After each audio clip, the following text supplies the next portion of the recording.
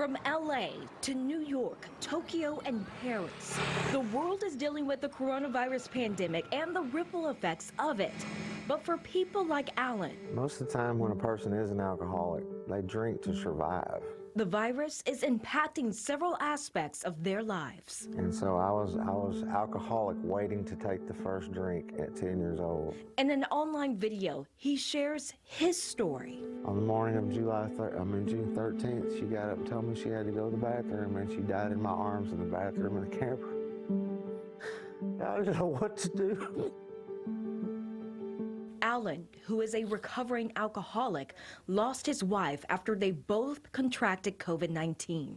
He says after her death, he turned over a new leaf. And I got on the phone, and I got on the computer, and I typed in second chance stabbing because I don't have no experience doing nothing. Because it brings me so much joy to see my dream. And that led him to Cornbread Hustle, founded by Sherry Garcia. Her program is a staffing agency for second chances, helping people coming out of prison or recovering from drug or alcohol addiction find meaningful employment. I myself have struggled with drug and alcohol addiction. Over 10 years ago, 13 years to be exact, I was a meth addict. And just 2 years ago, I was able to get into recovery for alcoholism. Garcia says the pandemic is affecting her employees and even her own efforts at maintaining sobriety. I even personally can attest to how difficult it is when it feels like everything is crashing down around us. We are so used to being the chaos in our own lives.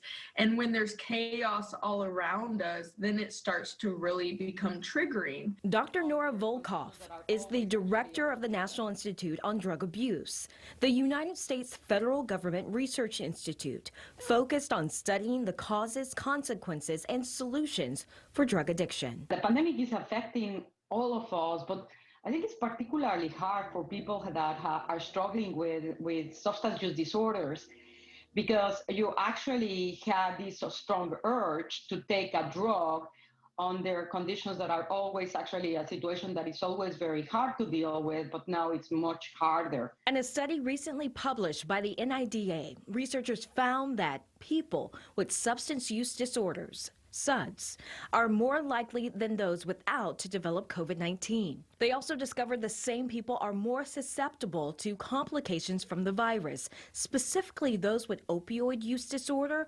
followed by tobacco use disorder. Dr. Volkoff says their research also reveals an increase in depression, anxiety, drug use, and relapsing during the pandemic, linked to social distancing. If you are isolated, that desire for drugs is much more intense.